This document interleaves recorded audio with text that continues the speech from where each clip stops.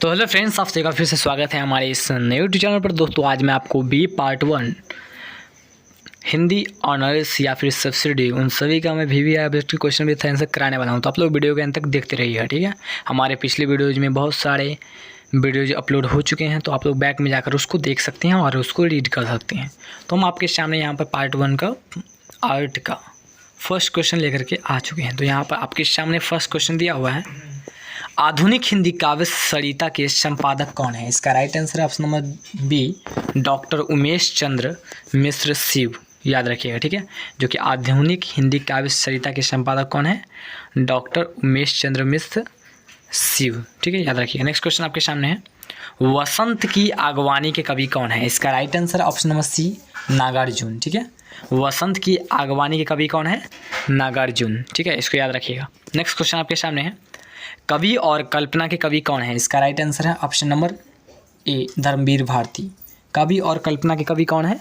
धर्मवीर भारती, याद रखिएगा। Next question आपके सामने है, यह दीप के कवि कौन है? यानी जो चैप्टर 1 लिखा हुआ है यह दीप, इसके कवि कौन है?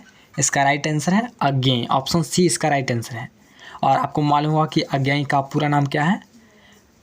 अज्ञेय का पूरा नाम है सच्चिदानंद हीरानंद वात्स्यायन अज्ञेय, ठीक है। इसको याद रखिए। नेक्स्ट क्वेश्चन आपके सामने है, व्याल पर विजय के कवि कौन है? इसका right answer option number B, Dinkar. Dinkar ji का पूरा नाम रामधारी सिंह दिनकर, ठीक है। याद रखिएगा। जिनका जन्म सिमरिया बेगूसराय में 23 सितंबर 1908 ईस्वी को हुआ था। ये भी पूछ सकता है, याद रखिएगा, ठीक है। नेक्स्ट क्वेश्चन आपके सामने है, निराला का पूरा नाम क्या है? इसका राइट आंसर है option number A, Suryakant Tripathi Nirala. Nirala का पूरा नाम क्या है? सूर्यकांत त्रिपाठी निराला, याद रखिएगा, ठीक है। नेक्स्ट क्वेश्चन आपके सामने है, चिंता के कवि कौन है? इसका राइट आंसर है ऑप्शन नंबर बी, प्रसाद। प्रसाद यानी इसका प्रसाद का पूरा नाम जयशंकर प्रसाद, याद रखिएगा, ठीक है। नेक्स्ट क्वेश्चन आपके सामने है, तोती पत्थर के कवि कौन है? इसका राइट आंसर है ऑप्शन नंबर डी, निराला। निराला का पूरा नाम सूर्यकांत त्रिपाठी निराला। नेक्स्ट क्वेश्चन आपके सामने है, राम की शक्ति पूजा के कवि कौन है? इसका राइट आंसर है ऑप्शन डी, इनमें से कोई नहीं, ठीक है। राम की शक्ति की पूजा के कवि कौन है? इनमें से कोई नहीं, याद रखिएगा, ठीक है। नेक्स्ट क्वेश्चन आपके सामने है, पूंजीवादी समाज के प्रति के कवि कौन है? इसका right answer option number B, Muktibodh. यानी मुक्तिबोध का पूरा नाम गजानन माधव मुक्तिबोध, याद रखिएगा, ठीक है। नेक्स्ट क्वेश्चन आपके सामने है, इनमें से कौन छायावादी कवि नहीं है? इसका right answer option number D, Agyeya, ठीक है। अभी मैंने बताया अज्ञेय का पूरा नाम सच्चिदानंद हीरानंद वात्स्यायन अज्ञेय, याद रखिएगा, ठीक है। नेक्स्ट क्वेश्चन आपके सामने है, शेफालिका कविता में शेफालिका क्या है? यानी शेफालिका जो है वो कौन है? इसका राइट आंसर है ऑप्शन नंबर डी, इनमें से कोई नहीं। यानी शेफालिका ना ही लड़की है, ना ही फूल है, ना ही एक स्थान है, यानी इनमें से कोई नहीं, याद रखिए। नेक्स्ट क्वेश्चन आपके सामने है, जो मार खा रोई नहीं, यानी जो मार खा के भी नहीं रोई, इस कविता के कवि कौन है? इसका राइट आंसर है ऑप्शन नंबर डी, निराला। यानी इसका पूरा नाम सूर्यकांत त्रिपाठी निराला, याद रखिएगा, ठीक है। नेक्स्ट क्वेश्चन आपके सामने है, होगी जय हे पुरुषोत्तम नवीन में पुरुषोत्तम नवीन कौन है? इसका राइट आंसर है ऑप्शन नंबर सी, स्वयं कवि, ठीक है। होगी जय हे पुरुषोत्तम नवीन में पुरुषोत्तम किसे कहा गया है? स्वयं कवि को कहा गया है, याद रखिएगा, ठीक है। नेक्स्ट क्वेश्चन आपके सामने है, निराला का जन्म कब हुआ? इसका राइट आंसर है ऑप्शन नंबर डी, इनमें से कोई नहीं, यानी इसका राइट आंसर इसमें नहीं दिया हुआ, ठीक है, याद रखिए। नेक्स्ट क्वेश्चन आपके सामने है, जयशंकर प्रसाद का जन्म कब हुआ था? इसका राइट आंसर है ऑप्शन नंबर डी, 1896 ईस्वी में। तो दोस्तों इसका राइट आंसर जो होगा, जयशंकर प्रसाद का जन्म कब हुआ था? तो इसका राइट आंसर हो जाएगा ऑप्शन नंबर सी होगा, 1889 ईस्वी, ठीक है। मैंने अभी इसको चेक किया था, तो इसका राइट आंसर सी बताया था, ठीक है। 96 नहीं होगा, ठीक है, याद रखिएगा, कन्फ्यूज हो सकता है, इसलिए आप याद रखिएगा 1889 ईस्वी में जयशंकर प्रसाद का जन्म हुआ था। नेक्स्ट क्वेश्चन आपके सामने है, तुर्ती पत्थर का दृश्य कहाँ का है? इसका राइट आंसर है ऑप्शन नंबर डी, इलाहाबाद का, ठीक है। तुर्ती पत्थर जो दृश्य का जो दृश्यांकन किया गया है वो कहाँ का है? इलाहाबाद का है, याद रखिएगा, ठीक है। नेक्स्ट क्वेश्चन आपके सामने है, कुकुरमुत्ता किसका प्रतीक है? इसका राइट आंसर है ऑप्शन नंबर सी, सर्वहारा वर्ग का, ठीक है। यानी जिस प्रकार कुकुरमुत्ता जो बढ़ता है उसी प्रकार सर्वहारा वर्ग भी बढ़ता है, याद रखिएगा, ठीक है। नेक्स्ट क्वेश्चन आपके सामने, यह दीप कविता में दीप किसका प्रतीक है? इसका right answer option number C, व्यक्ति का, ठीक है। यह दीप कविता में दीप किसका प्रतीक है? व्यक्ति का है, याद रखिएगा, ठीक है। नेक्स्ट क्वेश्चन आपके सामने है, दिनकर जी के गांव का नाम क्या है? अभी मैंने बताया दिनकर जी का जन्म सिमरिया बेगूसराय में हुआ था, ठीक है। यानी गांव का नाम क्या था? सिमरिया, याद रखिएगा, ठीक है। नेक्स्ट क्वेश्चन आपके सामने है, व्याल पर विजय कविता का प्रसंग क्या है? इसका right answer option number C, Kaliya Daman, ठीक है। व्याल पर विजय कविता का प्रसंग क्या है? कालिया दमन, याद रखिएगा, ठीक है। नेक्स्ट क्वेश्चन है, सेवक बन बैठा अपने ही घर में, यानी सेवक कौन बन बैठा अपने ही घर में? कर्ण। आपको मालूम होगा जो कर्ण जो था वो कुंती की बेटा था, ठीक है, कुंती का, लेकिन वो उसकी माँ ने बताई, इस कारण वो सेवक ही बन बैठा अपने घर में, ठीक है। इसका राइट आंसर हो जाएगा इसका ऑप्शन नंबर बी, याद रखिएगा, ठीक है, बी इसका राइट आंसर है। नेक्स्ट क्वेश्चन आपके सामने, युधिष्ठिर की आत्मग्लानि का कारण क्या है? इसका राइट आंसर है ऑप्शन नंबर डी, महाभारत युद्ध का विध्वंस, ठीक है। यानी युधिष्ठिर को महाभारत का विध्वंस देखकर उन्हें ग्लानि महसूस हुई, आत्मग्लानि, ठीक है, याद रखिएगा। नेक्स्ट क्वेश्चन आपके सामने है, इतिहास की हवा कविता किसकी है? इसका राइट आंसर है ऑप्शन नंबर ए, अज्ञेय की, ठीक है। इतिहास की हवा कविता किसके द्वारा रचित की गई है? अज्ञेय की, यानी सच्चिदानंद हीरानंद वात्स्यायन अज्ञेय की, याद रखिएगा, ठीक है। नेक्स्ट क्वेश्चन आपके सामने है, नागार्जुन का मूल नाम क्या था? इसका right answer option number C, Vaidyanath Mishra. Nagarjun का मूल नाम क्या था? वैद्यनाथ मिश्र, जो कि जिनका जन्म तरौनी दरभंगा में हुआ था, याद रखिएगा, ठीक है। नेक्स्ट क्वेश्चन आपके सामने है, चांद का मुंह कविता की शैली कैसी है? इसका right answer option number B, fantasy की, ठीक है। यानी चांद का मुंह जो कविता है उसकी शैली कैसी है? फैंटेसी की जैसी है, ठीक है, याद रखिएगा, ठीक है। नेक्स्ट क्वेश्चन आपके सामने है, अंधा युग के रचनाकार कौन है? इसका राइट आंसर है Jaishankar Prasad, option A is the right, Jaishankar Prasad is the right answer. Next question है आपके सामने, इनमें कौन प्रगतिवादी कवि नहीं है? इसका राइट आंसर है option number D, Jaishankar Prasad. Jaishankar Prasad is not a regular poet, ठीक है, याद रखें। नेक्स्ट क्वेश्चन आपके सामने, प्रगतिवादी कविता में प्रधानता किसकी होती है? इसका राइट आंसर है ऑप्शन नंबर बी, सामाजिक यथार्थ की, ठीक है। जो प्रगतिवादी कविता जो यानी कविता के लिखने वाले होते हैं वो ज़्यादातर सामाजिक यथार्थ के बारे में लिखते हैं, यानी प्रगतिवादी कविता में किसकी प्रधानता होती है? ज़्यादातर सामाजिक यथार्थ की होती है, याद रखिएगा, ठीक है। नेक्स्ट क्वेश्चन आपके सामने है, प्रगतिवादी धारा समर्थन करती है किसकी? प्रगतिवादी धारा जो होती है कविता किसकी समर्थन करती है? कला जीवन के लिए, ठीक है, आर्ट्स लाइफ के लिए, ठीक है, for arts life. Next question आपके सामने, तार सप्तक के संपादक कौन है? इसका राइट आंसर है ऑप्शन नंबर बी, अज्ञेय, ठीक है, यानी अज्ञेय ने तार सप्तक का संपादन किया था, याद रखिएगा, ठीक है। अज्ञेय का पूरा नाम सच्चिदानंद हीरानंद वात्स्यायन अज्ञेय, ठीक है, याद रखिए। नेक्स्ट क्वेश्चन आपके सामने है, तार सप्तक का प्रकाशन वर्ष क्या है? इसका right answer option number D, 1943 ईस्वी, ठीक है। तार सप्तक का प्रकाशन वर्ष कितना है? 1943 ईस्वी को तार सप्तक का प्रकाशन हुआ था, याद रखिएगा, ठीक है। नेक्स्ट क्वेश्चन है आपके सामने, अभिलाषाओं की करवट किस कविता में है? इसका right answer option number D, आंसू में, ठीक है। अभिलाषाओं की करवट किस कविता में है? आंसू कविता में, याद रखिएगा, ठीक है। नेक्स्ट क्वेश्चन आपके सामने है, चिंता कविता में चिंता का कारण क्या है? इसका right answer option number D, जल प्रलय, ठीक है। चिंता कविता में ज़्यादातर जल प्रलय के बारे में वर्णित किया गया, जिस कारण इसका राइट आंसर हो जाएगा ऑप्शन नंबर डी, जल प्रलय, ठीक है। यानी चिंता कविता में किसका चिंता किया गया है? जल प्रलय का, ठीक है, याद रखिए। नेक्स्ट क्वेश्चन आपके सामने है, सामने तिरुमालिका अट्टालिका प्रकार किस कविता में है? इसका right answer option number B, Todti Patthar, ठीक है। सामने तिरुमल्लिका अट्टालिका प्रकार किस कविता में है? तोड़ती पत्थर, याद रखिएगा, ठीक है। नेक्स्ट क्वेश्चन आपके सामने है, राम की शक्ति पूजा का आरंभ किससे होता है? इसका राइट आंसर है ऑप्शन नंबर ए, रवि हुआ अस्त्र से, ठीक है। राम की शक्ति पूजा का आरंभ किससे होता है? रवि हुआ अस्त्र से, याद रखिएगा, ठीक है। नेक्स्ट क्वेश्चन आपके सामने है, उर्वशी की रचयिता कौन है? इसका राइट आंसर है ऑप्शन नंबर सी, यानी उर्वशी के कारण ही ज्ञानपीठ पुरस्कार मिला था रामधारी सिंह दिनकर को, याद रखिएगा, ठीक है। और साहित्य अकादमी पुरस्कार किस पर मिला था? संस्कृति के 4 अध्याय ऐसे ही करके, ठीक है, याद रखिएगा। नेक्स्ट क्वेश्चन आपके सामने, भीम के पश्चाताप का कारण क्या था? इसका राइट आंसर है न्याय का पक्ष न लेना, ठीक है, याद रखिएगा। भीम के पश्चाताप का कारण क्या था?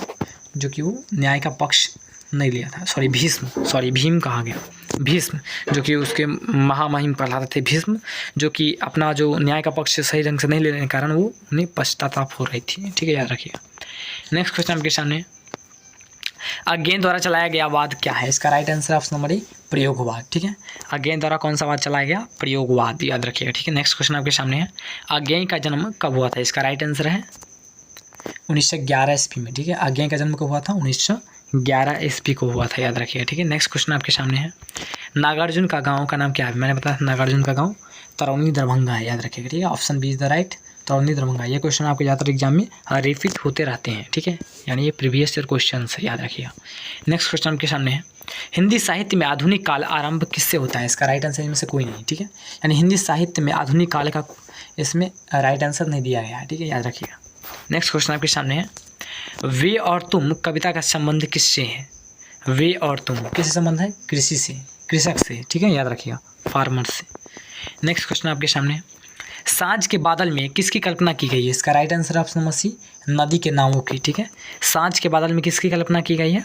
नदी के नावों की कल्पना की गई, याद रखिएगा, ठीक है। नेक्स्ट क्वेश्चन आपके सामने है, बरगद को किंतु सब पता था इतिहास, यानी जो पंक्ति है यानी किस कविता से ली गई है? इसका right answer option number C, चांद का मुँह कविता से, याद रखिएगा, ठीक है, चांद की मुँह कविता से लिया गया है पंक्ति, बरगद को किंतु सब पता था इतिहास, यानी ये पंक्ति चांद के मुँह से लिया गया है, याद रखिएगा। नेक्स्ट क्वेश्चन आपके सामने है, संक्षेपण की अनिवार्य शर्त क्या है? ये देखिए, संक्षेपण का मतलब होता है उसका संक्षिप्त में विस्तार करना, और संक्षेपण को हम 1/3 में ही आंसर लिखते हैं, याद रखिएगा, ठीक है। तो इसका राइट आंसर हो जाएगा ऑप्शन नंबर ए, संक्षिप्तता, ठीक है, संक्षेपण को हम 1/3 भाग में लिखते हैं और इसका अर्थ होता है संक्षिप्तता, यानी उसको हम संक्षेप में बताते हैं, याद रखिएगा, ठीक है। नेक्स्ट क्वेश्चन आपके सामने है, संक्षेपण का विलोम क्या होगा? इसका right answer option number B, पल्लवन, ठीक है, संक्षेपण का विलोम क्या होगा? पल्लवन, यानी इसको हम क्या कहते हैं? उसको पल्लवन यानी पांग देते हैं, ठीक है। नेक्स्ट क्वेश्चन आपके सामने है, संक्षेपण में शीर्षक का होना, यानी शीर्षक का होना क्या है? यानी संक्षेपण में शीर्षक का होना क्या है? इसका राइट आंसर है अनिवार्य। जब तक संक्षेपण में आप शीर्षक नहीं देंगे तो संक्षेपण कहलाएगा नहीं, ठीक है, याद रखिए। नेक्स्ट क्वेश्चन आपके सामने है, संक्षेपण के आवश्यक गुण क्या है? इसका right answer option number D, उपयुक्त सभी। अब इसमें क्या क्या है ये पढ़ लेते हैं। पहला है सरलता, भाषा की स्पष्टता और संक्षिप्तता, ठीक है, यानी संक्षेपण में आपको पहले तो सरलता भाषा में लिखना है उसको, और सेकेंड में भाषा की स्पष्टता का मालूम चलता है, और लास्टली संक्षिप्तता, यानी संक्षेपण को हम संक्षिप्त भाषा में लिखते हैं, फिर उसका हम डायरेक्शन यानी उसका हम चैप्टर लिखते हैं, यानी इसका नाम क्या रखेंगे, ठीक है, शीर्षक का नाम, फिर लास्टली संक्षेपण 1/3 में भाग में लिखा जाता है, ठीक है। शब्दों की संख्या को हम 1/3 भाग में लिखते हैं, और शब्दों की संख्या को 1/3 भाग में लिखते हैं और वर्णों की संख्या को नॉर्मल लिखते हैं गिनकर, ठीक है। नेक्स्ट क्वेश्चन आपके सामने, पल्लवन का दूसरा नाम क्या है? इसका राइट आंसर है ऑप्शन नंबर ए, भाव विस्तारण, ठीक है, पल्लवन का मतलब भाव विस्तारण, याद रखिएगा, ठीक है। नेक्स्ट क्वेश्चन आपके सामने, पल्लवन का मूल अवतरण होना चाहिए किसमें? इसका right answer option number D, उपयुक्त सभी, यानी इसका राइट आंसर हो जाएगा सार्थक, विचारोत्तेजक यानी भावोत्तेजक, ठीक है, तीनों हो सकता है इसका राइट आंसर, याद रखिए। नेक्स्ट क्वेश्चन आपके सामने है, टिप्पण का प्रयोग किसमें होता है? आपको मालूम होगा टिप्पण का प्रयोग कार्यालय में किया जाता है, याद रखिए, ठीक है, ऑफिस में, याद रखिए। नेक्स्ट क्वेश्चन आपके सामने है, शीघ्र कार्रवाई करिए किसका उदाहरण है? इसका राइट आंसर आदेशात्मक टिप्पण का, ठीक है, शीघ्र कार्रवाई, यानी आपने सुना होगा कभी भी कि यानी सरकार द्वारा जो कोई भी कार्य लिया जाता है वो कहते हैं शीघ्र कार्य करिए, इसका मतलब आदेश दिया गया है, वो टिप्पण का प्रयोग आपको कार्यालय में करना है, ठीक है, आदेशात्मक टिप्पण का, याद रखें। नेक्स्ट क्वेश्चन आपके सामने है, पत्रों के वर्ग क्या है? इसका राइट आंसर इनमें से सभी, पत्रों के वर्ग, व्यावसायिक पत्र है, आधिकारिक पत्र है और सामाजिक पत्र है, तीनों होता है पत्रों के वर्ग, याद रखिए, ठीक है। नेक्स्ट क्वेश्चन आपके सामने है, कार्यालय पत्राचार के उदाहरण क्या है? इसका राइट आंसर उपयुक्त डी, इनमें से सभी, यानी आलेखन, अधिसूचना और कार्यालय आदेश, तीनों होगा इसका राइट आंसर, याद रखिएगा, ठीक है। नेक्स्ट क्वेश्चन आपके सामने, प्रारूपण लिखे जाते हैं, इसका right answer option number C, लिपिक द्वारा। प्रारूपण किसके द्वारा लिखी जाती है? लिपिक द्वारा, याद रखिएगा, ठीक है। नेक्स्ट क्वेश्चन आपके सामने है, सरकारी पत्र में प्रेषक विभाग का नाम रहता है कहाँ पर? इसका राइट आंसर ऑप्शन नंबर ए, सबसे ऊपर बाईं ओर, ठीक है, सरकारी पत्र में प्रेषक विभाग का नाम कहाँ रहता है? सबसे ऊपर बाईं ओर रहता है, याद रखिएगा, ठीक है। अब नेक्स्ट क्वेश्चन आपके सामने है, अनुवाद के कितने प्रकार है? इसका right answer option number D, उपयुक्त सभी, यानी अनुवाद हम चार तरीके से कर सकते हैं, शब्दानुवाद, भावानुवाद और आशुअनुवाद, ठीक है, याद रखें। नेक्स्ट क्वेश्चन आपके सामने है, अनुवाद प्रक्रिया के सोपान क्या है? इसका right answer option number D, उपयुक्त सभी, ठीक है, याद रखिएगा, इसका राइट आंसर है ऑप्शन नंबर डी, उपयुक्त सभी, ठीक है। नेक्स्ट क्वेश्चन आपके सामने है, पारिभाषिक शब्द की सामान्य विशेषताएं क्या है? इसका right answer option number D, उपयुक्त सभी, यानी पारिभाषिक शब्द की विशेषता उच्चारण में सरल, सांकेतिकता और संक्षिप्तता तीनों आ रहा है, ठीक है, याद रखिए। नेक्स्ट क्वेश्चन आपके सामने है, केंद्रीय हिंदी निदेशालय की स्थापना किस वर्ष हुई थी? इसका राइट आंसर ऑप्शन नंबर ए, 1960 को, ठीक है, केंद्रीय हिंदी निदेशालय की स्थापना किस वर्ष हुई थी? 1960 ईस्वी को हुई थी, याद रखिएगा, ठीक है। नेक्स्ट क्वेश्चन है, पारिभाषिक शब्दावली क्या है? इसका right answer option number B, पारिभाषिक शब्दकोश है, क्या है? पारिभाषिक शब्दकोश है, याद रखिए। नेक्स्ट क्वेश्चन आपके सामने है, पारिभाषिक शब्द क्या होते हैं? इसका right answer option number C, उपयुक्त दोनों, यानी सामान्य शब्द होते हैं और विशेष शब्द दोनों होते हैं, याद रखिएगा, ठीक है। अब नेक्स्ट क्वेश्चन है आपके सामने, अ कॉम्प्रहेंसिव इंग्लिश हिंदी डिक्शनरी के लेखक कौन है? इसका राइट आंसर है ऑप्शन नंबर सी, डॉक्टर रघुवीर। ठीक है, याद रखिएगा। ये कॉम्प्रहेंसिव इंग्लिश हिंदी डिक्शनरी के लेखक कौन है? डॉक्टर रघुवीर। इसमें आंसर नहीं दिया गया है, इसका राइट आंसर ऑप्शन सी होगा, याद रखिए। नेक्स्ट क्वेश्चन आपके सामने, comprehensive glossary of pan India terms का प्रकाशन कब हुआ था? यानी किसमें हुआ था? हरियाणा साहित्य अकादमी से हुआ था, याद रखिएगा। ठीक है, आप गूगल पे सर्च मार के देख लीजिएगा इसका आंसर। ठीक है, इसका राइट आंसर ऑप्शन सी होगा। ठीक है, मैंने पहले ही सर्च करके यहाँ पर दे दिया। नेक्स्ट क्वेश्चन आपके सामने है, पारिभाषिक हिंद शब्दावली का संप्रदाय क्या है? इसका राइट आंसर उपयुक्त सभी। यानी इसके कहने का मतलब जो पारिभाषिक शब्दावली होती है वो पूर्ण रुद्रवादी संप्रदाय होती है, अंतर्राष्ट्रीय साम्यवादी संप्रदाय होती है और या फिर प्रयोगवादी संप्रदाय होती है, याद रखिएगा। तीनों होती है, याद रखिएगा। ठीक है, नेक्स्ट क्वेश्चन आपके सामने है, लोकतंत्र समुदाय के लोग शब्द निर्माण करते हैं। इसका राइट आंसर ऑप्शन नंबर ए, जनतांत्रिक शब्द प्रचलित शब्दों के योग से। ठीक है दोस्तों, यहीं पर हम इस वीडियो को एंड करते हैं और नेक्स्ट वीडियो में हम जितने भी इंग्लिश वर्ड है उसका हिंदी, प्रभाषिक हिंदी हम लेकर के आने वाले हैं नेक्स्ट वीडियो में। ठीक है, नहीं तो ये वीडियो थोड़ा लंबा बन जाएगा, जिस कारण हम इसको यहीं पर स्किप करते हैं। ठीक है, तो मिलते हैं हम नेक्स्ट वीडियो में नए टॉपिक के साथ। धन्यवाद। ये वीडियो आपको जल्द ही मिलने वाला है। ठीक है, जय हिंद, जय भारत।